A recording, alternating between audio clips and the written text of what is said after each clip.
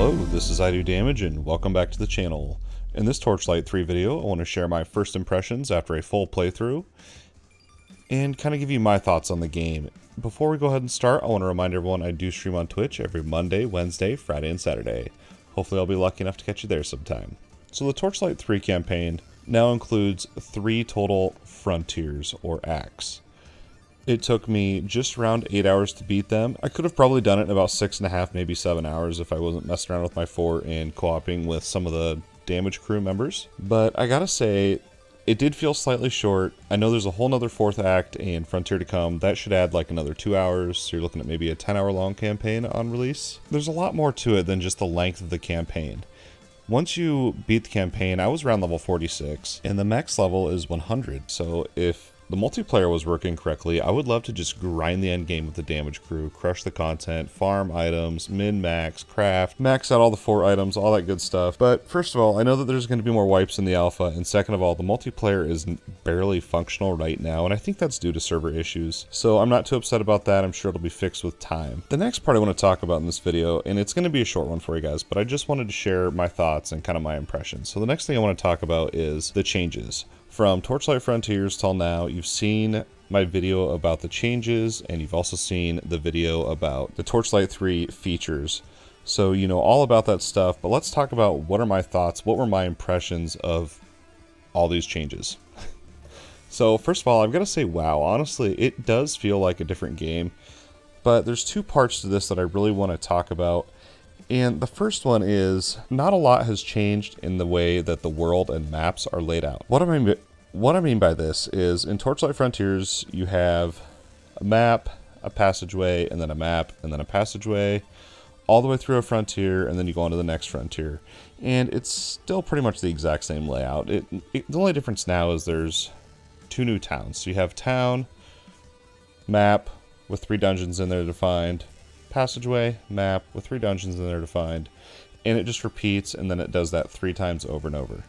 And, you know, I'm not going to say that that's a bad thing, but I would kind of like to see that changed a little bit. And the last thing I want to comment on when it comes to maps in the world is a lot of the tile sets and layouts are the exact same. In fact, there's a few hybrid quests that, from grinding in Torchlight Frontiers, I have a lot of the tile sets memorized. So I went into this one specific map, and I was like, well, I know right where the boss is, so I'll just kind of run to that spot to get through this quest, right? So a lot of the maps haven't really changed. It's still got a lot of map diversity and layout and tile set diversity, but I would like to see more, maybe some more randomized maps. I don't know, just something to make it a little bit more random instead of the same thing over and over. But enough about the world and the layout, and that's really about the only area that the game is the same. The next topic that I want to talk about comes in the changes between frontiers. So let's talk about Torchlight Frontiers real quick. You had the Goblin Frontier and the Hybrid Frontier. When you switched between frontiers, your level changed, and you also needed to change your resistances on your gear. Because in the Goblin Frontier, it's mainly fire, goblin, and then over in the Hybrid Frontier, you have Hybrid and poison. Now, that still is the exact same in Torchlight 3. The big difference is you keep your level. Your level isn't different, which is a really, really awesome thing. Like, I'm not complaining at all. I'm just telling you so that you know. And I, like I said, I'm not complaining. It is what it is. So in Torchlight 3, once you beat the Goblin Act, Goblin Frontier, whatever you want to call it, and you move into the Hybrid one, if you want to play on those higher level difficulties and level through those higher difficulties, you're going to need to farm up a set of the new Hybrid gear once you reach that Hybrid Frontier. And mostly all of your Goblin defense gear is essentially useless when you get to the Hybrid Frontier. So it's kind of like you're starting over again, but you keep the same level. I don't know. I don't think it's a huge deal, but here in a little bit, you'll kind of understand where I'm going with this. And then it's the same thing when we get to the 3rd frontier. It's lightning resistance that you need. So you have Goblin is fire, Hybrid is poison, and then the 3rd frontier, the Chronoc or whatever the heck it is lightning. And so you're going to need 3 different gear sets essentially for that. But this is where it gets interesting to me. So I beat the campaign, right? And I started scratching my head because I know that the end game isn't like permanent. I know that it's just a placeholder right now. And that's fine, but I was thinking to myself, okay, so if I wanted to grind another 50 levels of Endgame, because it's an ARPG, right? Who doesn't want to do that? So anyway, why wouldn't I just go to the map vendor, the MapWorks vendor, which are their randomly generated maps. You can buy them with gold. They scale to your level. That's pretty much all the Endgame is right now.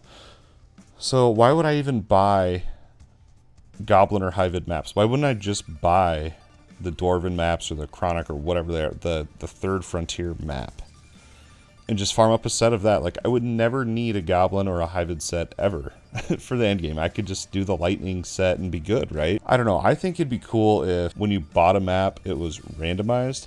Because the way it is right now, you go to the vendor, there's a gold supply, and then a loot supply map, and then there's 2 different qualities of those maps. So essentially there's 4 maps for each frontier. So there's 12 different maps you can buy, and you know exactly what you're buying. I was thinking it'd be kind of cool if when you buy a map, like I can decide if I want to buy, you know, a gold or supply, and then if it's common or green. But then when I get the map actually in my bag, it's then a random map. It can roll one of the 3 frontiers. Then I need to swap to the gear accordingly, because then that would actually cause people to want to have the multiple sets. But I don't know, I'm kind of rambling here, and last thing I want to say on this is maybe they're trying to get away from having to have multiple sets by getting rid of the frontier system. I don't know, it just felt like once I had beat the Goblin and Hyvid frontiers, I was like, well, I'm done with that. I'll just delete all those sets and just get up a full Lightning set and farm that up to 50. Anyway, I know I kind of rambled there. The next thing that I want to talk about, and this is more along the lines of the changes in the world, but this is about monsters and bosses. And I have to say, this is probably my highlight. The thing I was most impressed was the monsters, and even more the bosses. The bosses have mechanics now. They feel like actual bosses. It's so amazing. I mean, I don't want to spoil it for you guys and tell you all the mechanics and stuff like that, because you really need to discover it for yourself. I think if you can push through the campaign and see all the boss fights, you're going to understand what I'm talking about. It just felt really good to fight some of these bosses. I mean, heck, some of these boss fights even drug on because of the mechanics you have to try to play and dodge and outplay. And it's awesome to see bosses actually be bosses now.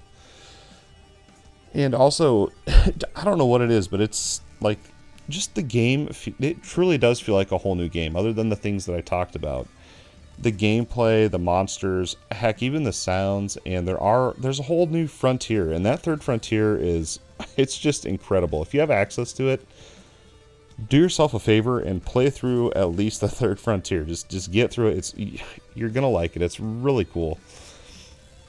I'm just so happy with the change in how fame works. You get fame now when you kill champions and do quests. It just feels great. And that's kind of would be the reason I would want to grind endgame, I guess, would be to farm up that fame. But anyway, I wanted to keep this video short for you guys. This was my impressions. Like I said, I just got done beating the campaign after 8 hours, level 46 of my Railmaster. I'm probably going to make a sharpshooter next, mess around on that. If anyone's playing the game, has access, make sure you check out the Damage Crew Discord. Link will be down in the description below for you. We try to form parties for that. Even though I can't stream it on the off nights, we may group up if there's enough people interested. I have maps. I'll supply the maps. Come hang out with us, guys. Be part of the Damage Crew. As always, thanks for watching. We'll see you next time.